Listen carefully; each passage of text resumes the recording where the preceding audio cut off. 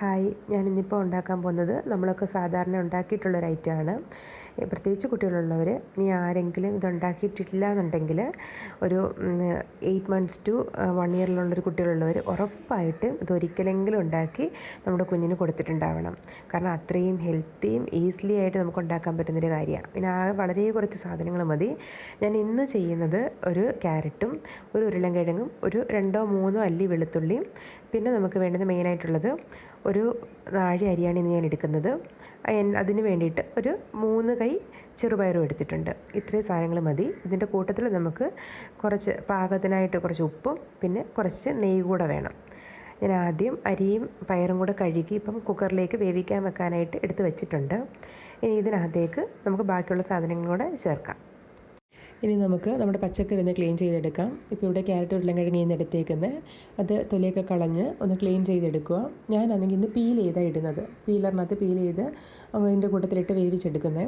ഇനി വേണമെങ്കിൽ നമുക്ക് മുറിച്ച് കഷ്ണങ്ങളാക്കിയിട്ട് വിടാം. എങ്ങനെ ഇട്ടാലും കുഴപ്പമില്ല. അവനിപ്പോൾ 2.25 വയസ്സുണ്ട് അരുവിന്. അവനാണെങ്കിൽ ഇപ്പം ഈ കഷ്ണങ്ങളാക്കി ഇട്ടാൽ ചിലപ്പോൾ അതൊക്കെ എടുത്ത് കളയും. പീലറിനകത്തൊക്കെ പീൽ ചെയ്തിടുമ്പം അങ്ങ് വെന്ത് ചേരുകയും ചെയ്യും. അത്രയും മെനക്കെട്ടെടുത്ത് കളയത്തില്ല. ഇന്നിപ്പം ക്യാരറ്റ് ഇട്ടു. ഇനി അടുത്ത ദിവസം വേണമെങ്കിൽ നമുക്ക് ഇതിന് പകരം ബീട്രൂട്ട് ഇടാം, ഉരുളൻകിഴങ്ങ് ഇടാം, ബീട്രൂട്ട് ഇടാം, തക്കാളിക്ക് ഇടാം. ചില ദിവസങ്ങളിൽ ഞാൻ പയറിന് പകരം പരിപ്പിടാറുണ്ട്. ഇതുപോലെ നമുക്ക് ഇതിനകത്ത് ഇടാവുന്നത് ചീരയില ഇടാം, നമുക്ക് മുരിങ്ങയില ഇടാം. അങ്ങനെ വേറെ ഇലവർഗ്ഗങ്ങളും ഞാൻ ഇതിൻ്റെ കൂട്ടത്തിൽ ഇട്ട് കൊടുക്കാറുണ്ട്. അരിയും പയറും കൂടെ ഞാൻ കുക്കറിനകത്തേക്കിട്ട് അടുപ്പത്ത് വെച്ചിട്ടുണ്ട്. ഇനി ഇതിനകത്തേക്ക് ആവശ്യത്തിന് ഉപ്പും നമുക്ക് നെയ്യ് കൂടെ ഈ ഒരു സമയം ചേർക്കാം. ചില കുഞ്ഞുങ്ങൾ നെയ്യ് ചേർത്താൽ അവരതിൻ്റെ മണം ഉണ്ടെങ്കിൽ ഒന്നും കഴിക്കാതൊക്കെ ഇരിക്കും. അങ്ങനെയൊക്കെ ഉള്ളവർക്ക് ഇങ്ങനെ ചെയ്യുന്നത് ഭയങ്കര നല്ലതാണ്. കാരണം ഈ സമയത്ത് നെയ്യ് ചേർത്താൽ അവരറിയത്തുമില്ല, നെയ്യുടെ ഗുണം മുഴുവൻ നമ്മുടെ ഫുഡിനകത്ത് കിട്ടുകയും ചെയ്യും. ഇനി ഇപ്പോൾ പീൽ ചെയ്ത് വെച്ച പച്ചക്കറികളും കൂടെ നമുക്കിതിലേക്ക് ആഡ് ചെയ്യാം. ഇതിപ്പോൾ നല്ല ഫൈനായിട്ട് ഞാൻ പീൽ ചെയ്ത് വെച്ചിട്ടുണ്ട്. കഷ്ണമാക്കി വെച്ചാലും കുഴപ്പമൊന്നുമില്ല. അത് കുഞ്ഞു പിള്ളേരാണെങ്കിൽ ഉടച്ചുടച്ച് കൊടുക്കണം എന്നേ ഉള്ളൂ. ഇതിൻ്റെ കൂട്ടത്തിൽ ഞാനൊരു 2-3 വെളുത്തുള്ളിയുടെ അല്ലിയും കൂടി എടുക്കുന്നുണ്ട്.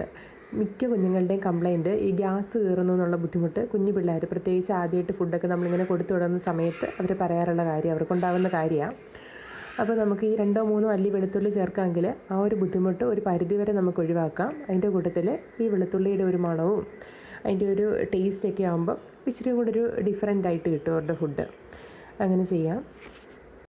കുക്കർ അടച്ച് വെച്ച് ഇനി ഒരു 3-4 വിസിൽ കിട്ടുന്നത്രയും സമയം ഒന്ന് വേവിച്ചെടുത്താൽ മതി. ഇനി ചെറിയ കുഞ്ഞുങ്ങൾ ഒരു വയസ്സൊക്കെ ഉള്ള കുട്ടികളാണെങ്കിൽ അവർക്ക് കുറച്ചുകൂടെ നേരം വേവിച്ചെടുക്കാമെങ്കിൽ അവർക്ക് കൊടുക്കാനും എളുപ്പമായിരിക്കും. അതാകുമ്പോൾ പ്രത്യേകിച്ച് ഇനി ഇത് ചിലവരൊക്കെ ഞാൻ പറഞ്ഞു കേട്ടിട്ടുണ്ട് മിക്സിയിലൊക്കെ അടിച്ചെടുത്ത് കൊടുക്കുന്നത്. അതിൻ്റെ ആവശ്യമൊന്നുമില്ല. അവർക്ക് ഇച്ചിരി കൂടെ വേവിച്ചിട്ട് സ്പൂൺ കൊണ്ട് ഉടച്ചു കൊടുത്താൽ മതി. അതാകുമ്പം ഈ മിക്സിയിൽ അടിച്ചെടുക്കേണ്ട ബുദ്ധിമുട്ടും ഇല്ല, അങ്ങനെ ഇൻഫെക്ഷനോ കാര്യങ്ങളൊന്നും വരുത്തുമില്ല. അതുവഴി അവർക്ക് ഡയറക്റ്റ്ലി നമുക്ക് നമ്മുടെ ഫുഡ് കൊടുക്കുകയും ചെയ്യാം. ഇച്ചിരിയുടെ വലിയ കുട്ടികളാണ്, ഒരു 2 വയസ്സ് 2.5 വയസ്സൊക്കെ ഉണ്ടെങ്കിൽ അവർക്ക് ഒന്നും ചെയ്യേണ്ടത് നമുക്ക് ഡയറക്റ്റ്ലി കൊടുക്കാം. ഇപ്പോൾ ഇതാ കഞ്ഞി വെന്തിട്ടുണ്ട്. ഞാനിത് ഒരു പാത്രത്തിലേക്ക് മാറ്റിയെടുക്കുക. മൊത്തം മാറ്റിയൊരു പാത്രത്തിലേക്ക് വെച്ചു. കുഞ്ഞു പിള്ളേരാണെങ്കിൽ നേരത്തെ പറഞ്ഞ പോലെ അവർക്ക് ഇതിനേക്കാളും കുറച്ചുകൂടെ നല്ല അരികൊന്ന് വെന്തുടഞ്ഞു പോകുന്ന പോലെ ആ പാകത്തിന് വേവിച്ചെടുത്താലാണ് കൊടുക്കാൻ പറ്റുക. ഇതിപ്പം ഇവന് 2.25 വയസ്സുള്ളതുകൊണ്ട് അവന് സാധാരണ ഈ ഒരു പരുവത്തിൽ അവൻ കഴിച്ചോളും. ഞാൻ ഇത് മാറ്റിയെടുത്ത് നിന്ന് ആറാൻ വെക്കുന്നുണ്ട്. ഇതൊന്ന് ആറി വരുമ്പോഴേക്കും നമുക്ക് കുഞ്ഞുങ്ങൾക്ക് ഡയറക്റ്റ്ലി കൊടുക്കാം. ഈ ഫുഡിൻ്റെ ഏറ്റവും വലിയ പ്രത്യേകത എന്ന് വെച്ച് കഴിഞ്ഞാൽ ഇതിനകത്ത് ആവശ്യത്തിന് പ്രോട്ടീൻസ് ഉണ്ട്, കാർബോഹൈഡ്രേറ്റ് ഉണ്ട്, നമ്മൾ വെജിറ്റബിൾസ് ചേർക്കുന്നതുകൊണ്ട് ഫൈബർ ഉണ്ട്, അതിൻ്റെ വൈറ്റമിൻസ് ഉണ്ട്, നല്ലപോലെ വെള്ളം കുടിക്കും കുഞ്ഞുങ്ങൾ. അതായത് കൂട്ടാനൊന്നും പ്രത്യേകിച്ച് വേറെ ചേർക്കേണ്ട, പക്ഷേ അധികം സ്പൈസിയും ഇല്ല, മസാലയില്ല.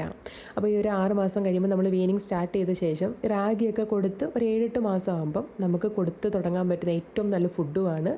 ഉറപ്പായിട്ടും അവർക്ക് വേണ്ടുന്ന എല്ലാ വൈറ്റമിൻസും നല്ലപോലെ ഹൈഡ്രേഷനും ഒക്കെ ഉറപ്പ് വരുത്തുന്ന ഒരു നല്ല ഫുഡാണിത്. അപ്പോൾ ഉറപ്പായിട്ടും നമുക്കിത് ഉണ്ടാക്കി കൊടുക്കണം. കാരണം അത്രയും എനർജിയും അത്രയും ഹെൽത്തിയാണ്.